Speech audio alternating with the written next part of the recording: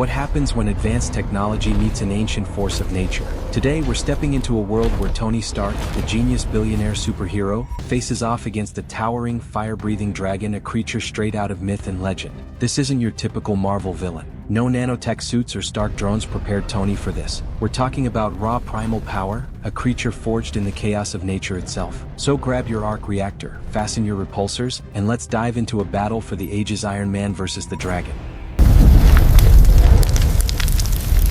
What happens when advanced technology meets an ancient force of nature? Today we're stepping into a world where Tony Stark, the genius billionaire superhero, faces off against a towering, fire-breathing dragon, a creature straight out of myth and legend. This isn't your typical Marvel villain. No nanotech suits or Stark drones prepared Tony for this. We're talking about raw primal power, a creature forged in the chaos of nature itself. So grab your arc reactor, fasten your repulsors, and let's dive into a battle for the ages: Iron Man versus the dragon. Tony Stark doesn't hesitate. Within minutes, his newest armor, the Mark 90 Hyperion suit, launches from Stark Tower. Designed for space combat and extreme environments, this suit can handle almost anything, but a dragon? That's uncharted territory. Tony's first move isn't to fight, it's to scan. The suit's sensors analyze the dragon. Body temperature, 3,000 degrees Fahrenheit near the throat. Wing power, capable of hurricane force gusts. Scale density, tougher than titanium. Intelligence, off the charts. Tony mutters under his breath. Okay, so it's a flying nuclear reactor with claws. Fun.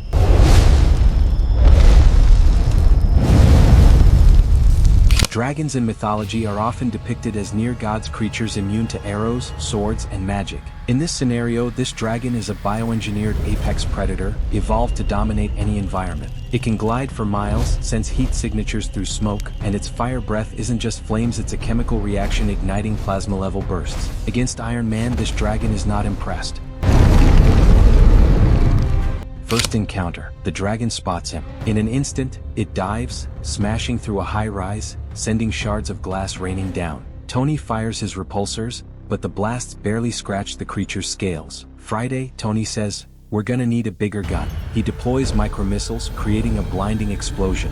For a second, the dragon is disoriented, but its tail swings with bone-crushing force, slamming Tony into a building. The suit's warning alarms scream. This isn't a typical enemy. Tony realizes brute force won't cut it. He needs strategy. Tactical shift. Tony shifts tactics. He deploys EMP drones to disrupt the dragon's sensory organs, hoping to blind it temporarily. Next, he unleashes a barrage of cryobombs, covering the beast's wings in frost, slowing its movements. The dragon thrashes wildly, roaring in fury. Tony keeps his distance, darting around with Mach-speed thrusters, launching energy beams at its joints. But each strike drains his suit's power. For every clever trick, the dragon counters with brute strength. It crashes into Tony mid-flight, sending them both tumbling through the city. Adaptive.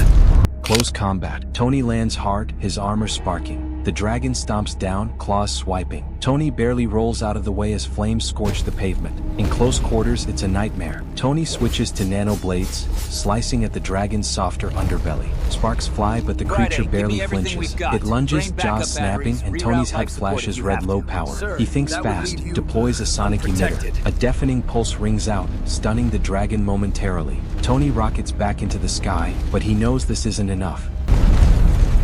The final gambit. Tony's out of options. His weapons are ineffective, his suit's almost drained. But if there's one thing Tony Stark does best, it's improvise. He decides to use his arc reactor itself as a weapon. Overcharging it could unleash a concentrated energy beam strong enough to pierce the dragon's scales, or fry his own suit.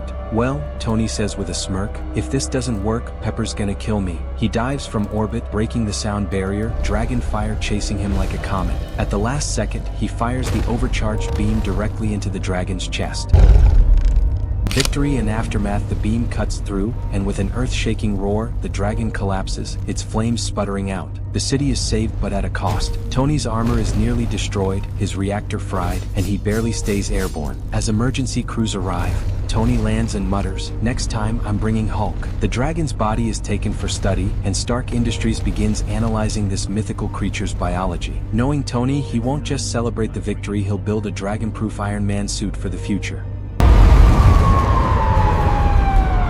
So, who wins in a fight between Iron Man and a dragon? The truth is, it's not about brute force, it's about intelligence, adaptability, and a little Stark-level creativity. Tony Stark proves once again why he's Earth's mightiest inventor, even against creatures of legend. But this raises an even bigger question. If dragons exist, what else is out there? Would even Iron Man be ready? Thanks for watching. If you enjoyed this epic what-if battle, hit that like button, subscribe for more, and let us know who should Iron Man fight next?